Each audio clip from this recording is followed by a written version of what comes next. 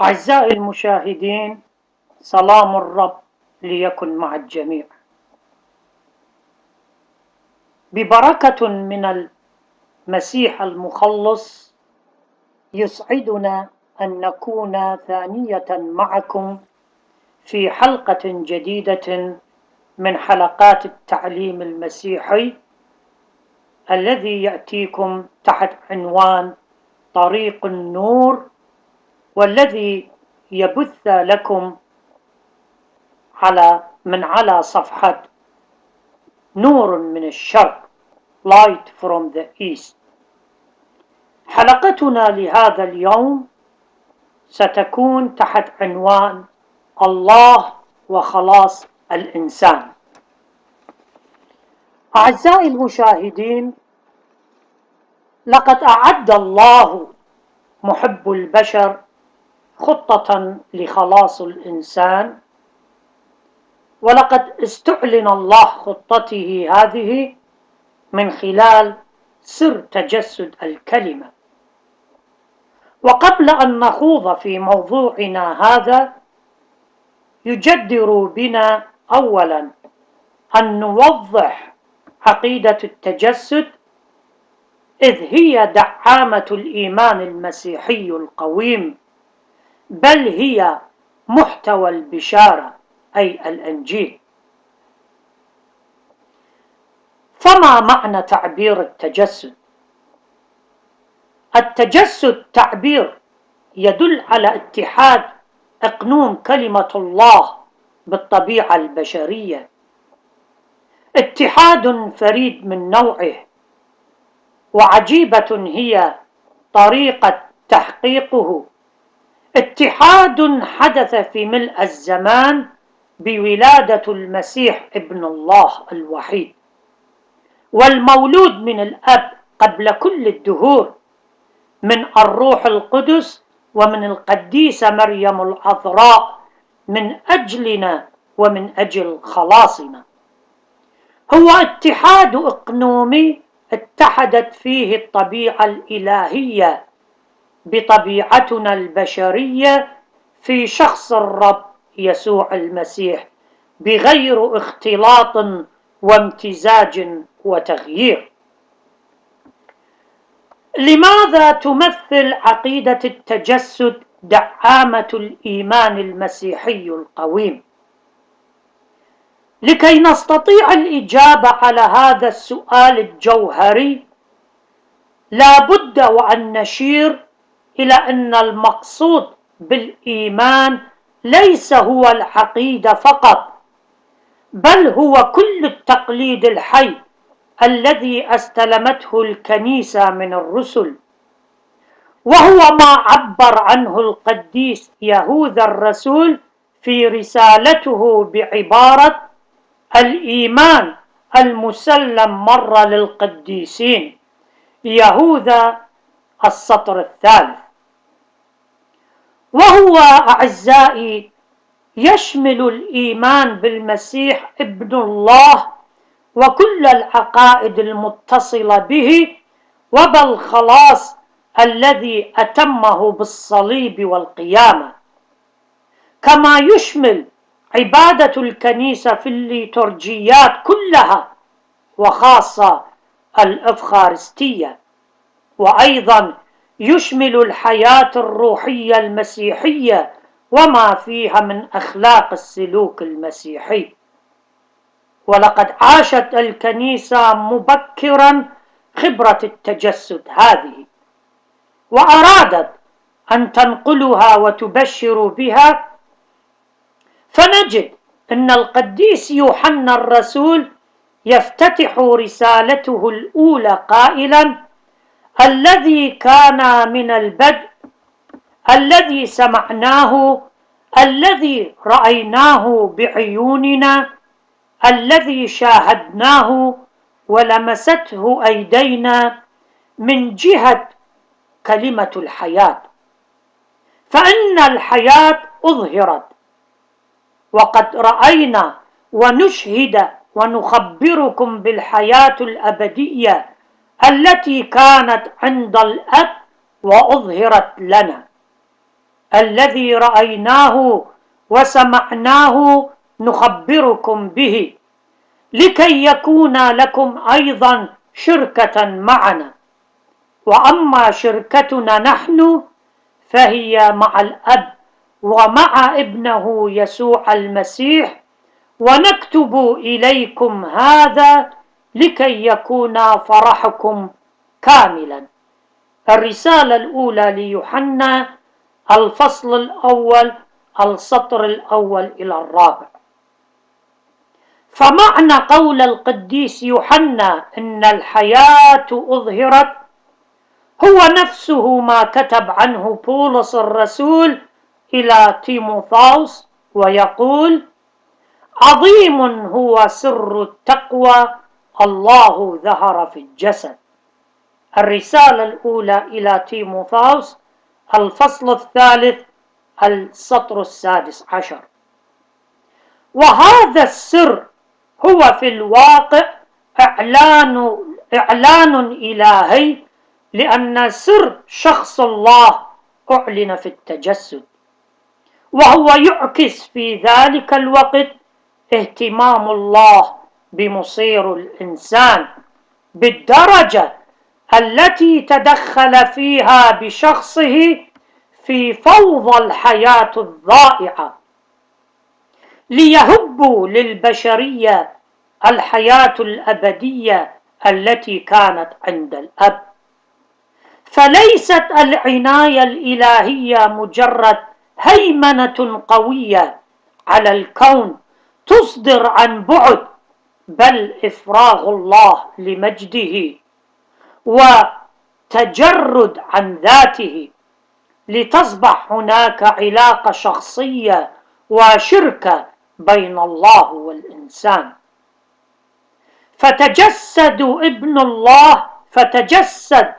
ابن الله الوحيد كشف لنا سر المحبة الإلهية، سر الاندماج الإلهي في مأساة الإنسان الضال.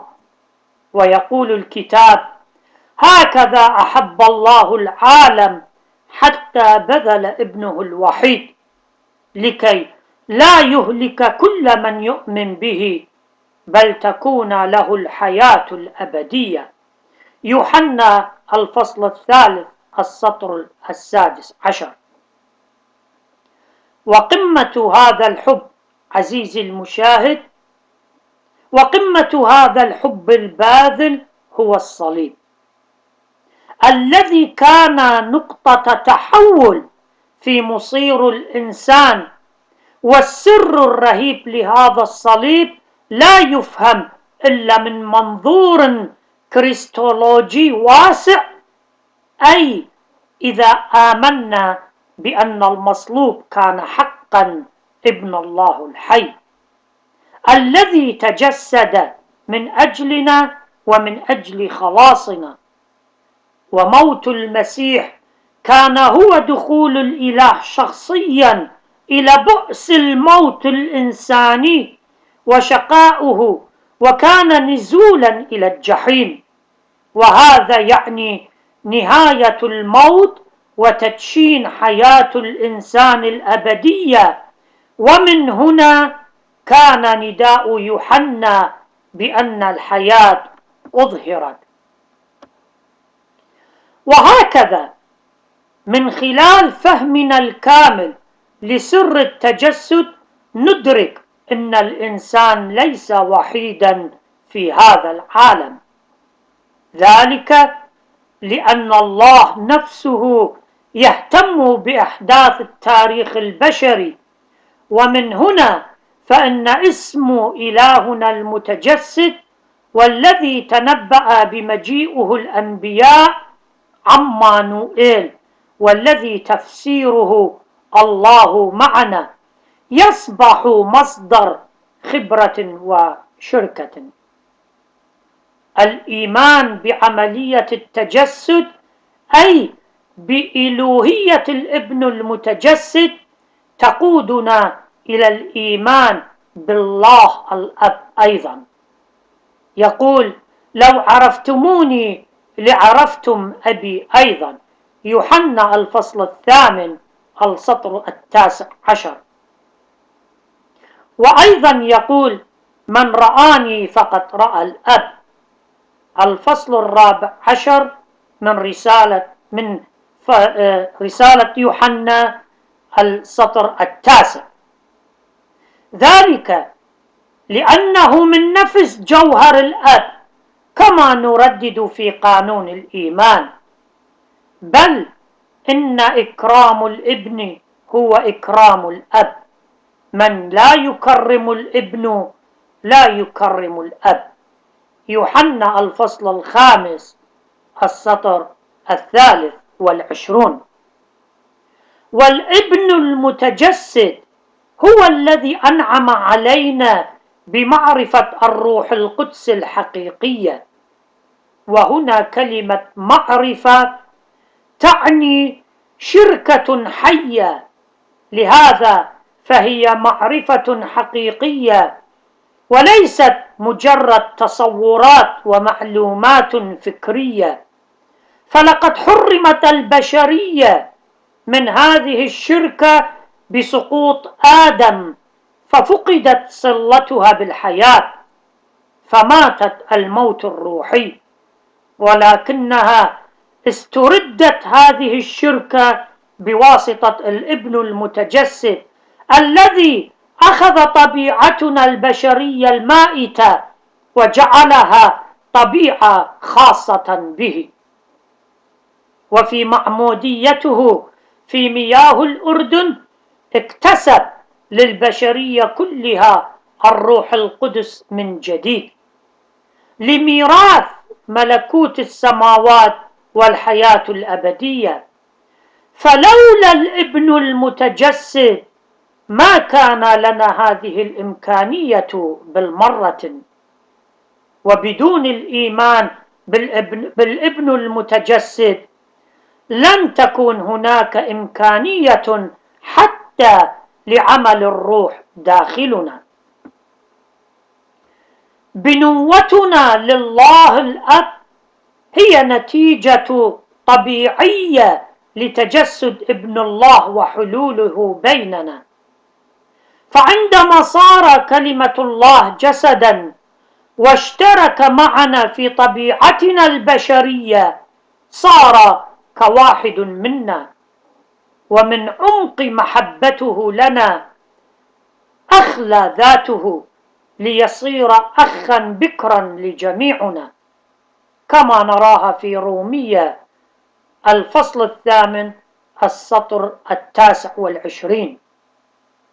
إنما نالته البشرية كلها من كرامة بتجسد الابن الوحيد جعل لها وضعا روحيا فائق العلو، وضعا جعلنا أن نكون أبناء الله الذي يسكن فينا بالروح القدس. المسيح هو في آن واحد الابن الوحيد والابن البكر، فهو الابن الوحيد من حيث إنه إله، وهو الابن البكر من حيث الاتحاد الخلاصي الذي أقامه بيننا وبينه، إذ صار إنسانا حتى إننا نحن فيه وبواسطته نصير أبناء الله. إن رب المجد بتجسده استطاع أن يجمع أبناء الله المتفرقين في واحد وليؤسس بهم أعضاء للجسد الواحد. فمن يؤمن بحقيقة التجسد يختبر نمط الحياة الجديدة الحقة والكاملة والجامعة، والتي ترتفع فيها الإنسانية إلى مقام آخر. يعيش في وحدانية الروح برباط السلام. وهذه هي دعوتنا أيتها الأحبة التي دعينا إليها عن طريق الابن المتجسد. فبالإيمان بحقيقة التجسد يبدأ فينا وجود جديد ومبدأ جديد للحياة، حيث يصبح الذين يؤمنون به واحدا.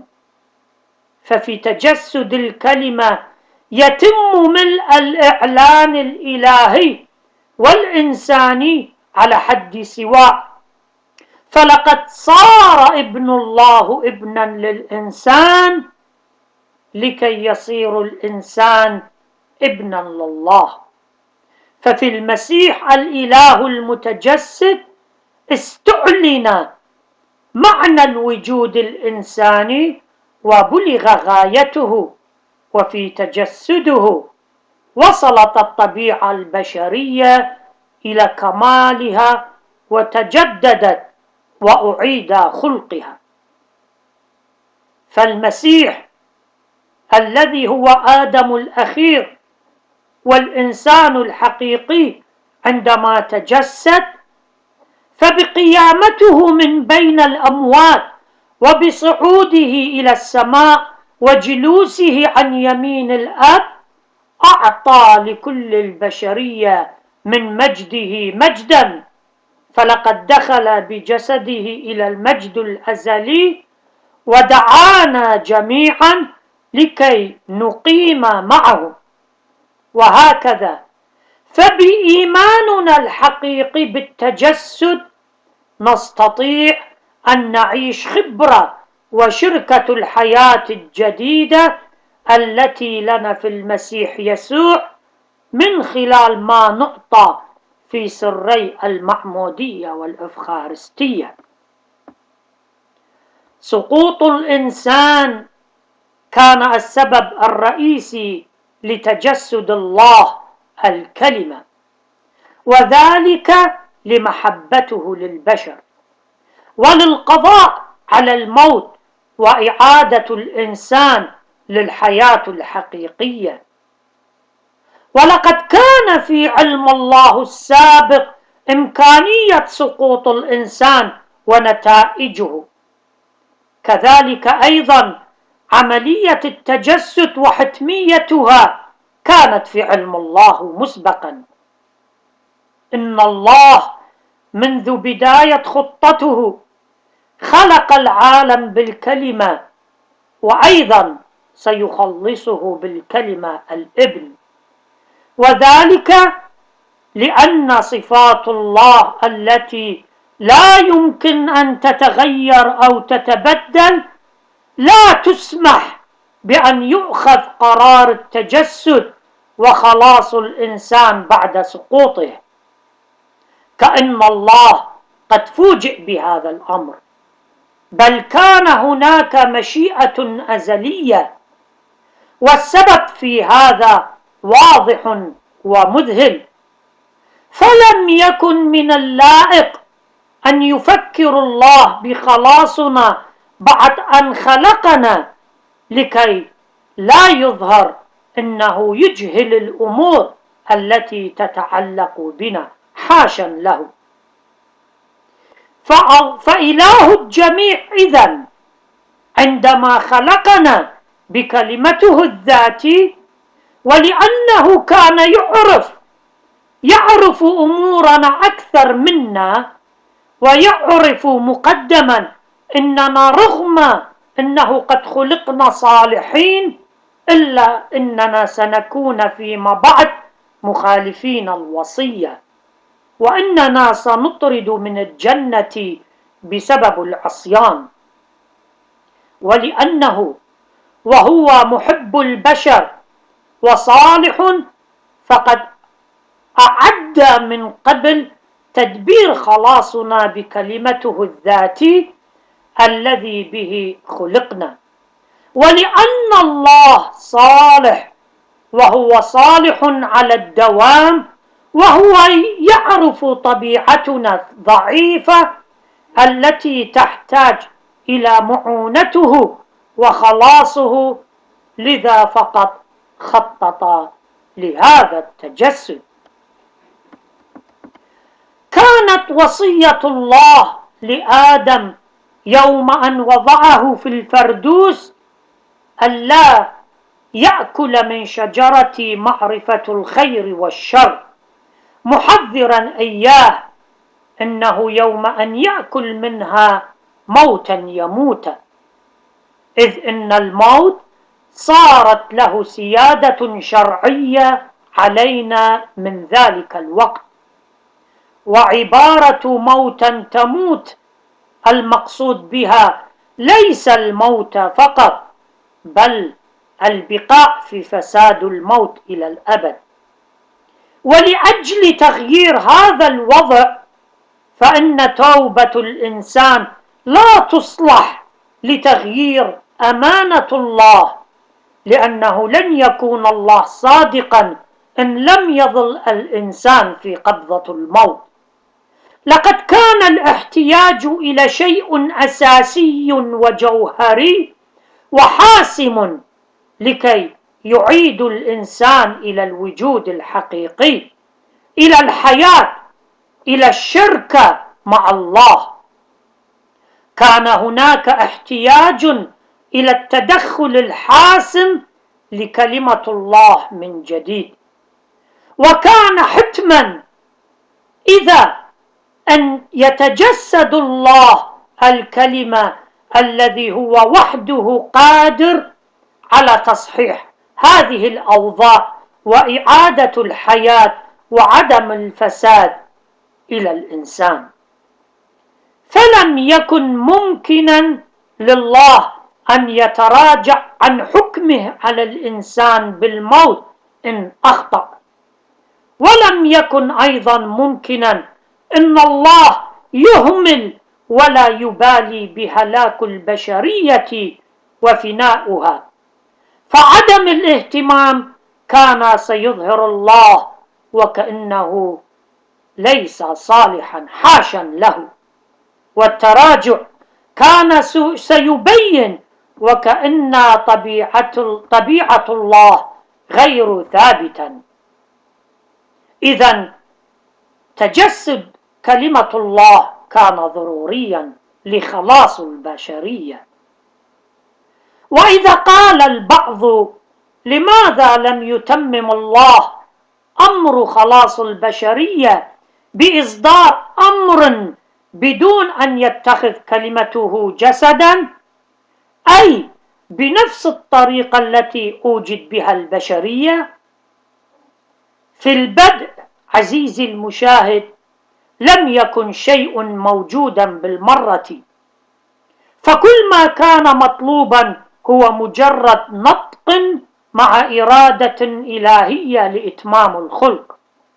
ولكن بعد أن خلق الإنسان وصار موجودا استدعت الضرورة علاج ما هو موجود وليس ما هو غير موجود، لأن الأشياء غير الموجودة لم تكن هي المحتاجة للخلاص أي التجسد، بل كان يكفيها مجرد كلمة أو صدور أمر. وكان الإنسان المخلوق الذي كان موجودا فعلا وكان منحدرا إلى الفساد والهلاك هو الذي كان محتاجا إلى أن يأتي الكلمة. لا البشر ولا الملائكة كانوا قادرين على تجديد خلقة الإنسان على مثال الصورة، لأنه لم يكن الصورة نفسها، كما أن الملائكة ليسوا هم صورة الله. وبعد أن عجز كل من هذه الوسائل عن تحقيق الخلاص للبشرية، يكشف عن قدرة الكلمة وحده الذي ظهر في الجسد، لأنه لم يكن ممكنا أن يحول الفاسد إلى عدم فساد إلا المخلص نفسه الذي خلق منذ البدء كل شيء من العدم. ولم يكن ممكنا أن يعيد خلق البشر ليكونوا على صورة الله إلا الذي هو صورة الأب. ولم يكن ممكنا أن يجعل الإنسان المائت غير مائت إلا ربنا يسوع المسيح الذي هو الحياة ذاتها. ولم يكن ممكنا أن يعلم البشر عن الأب ويقضي على عبادة الأوثان إلا الكلمة الذي يضبط الأشياء، وهو وحده الابن الحقيقي.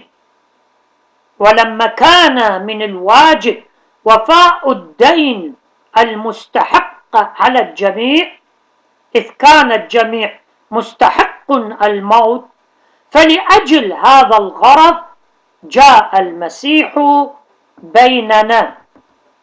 وبعدما قدم براهينا كثيرة على إلوهيته بواسطة أعماله في الجسد، فإنه قدم ذبيحته عن الجميع، فأسلم هيكله للموت عوضا عن الجميع. أولا لكي يبررهم ويحررهم من المعصية الأولى. ثانيا لكي يثبت أنه أقوى من الموت، مظهرا جسده الخاص أنه عديم الفساد وأنه باكورة لقيامة الجميع. أعزائي المشاهدين، بركات التجسد تحل على الجميع، آمين. ختاما، نشكر الرب يسوع المسيح لمنحنا قوة الكلام من قبل حكمته الإلهية لأجل نشر كلمته الحية. وميلاد التجسد يحل بالبركة على الجميع وعلى كل المعمورة، وليكون هذا العام ميلاد السلام والمحبة، لتعيش البشرية أجمع وبالأخص المسيحية تحت سلام الرحمة والحب والحنان. عيد ميلاد سعيد، وكل عام وأنتم بألف خير. الشماس يوسف نورو.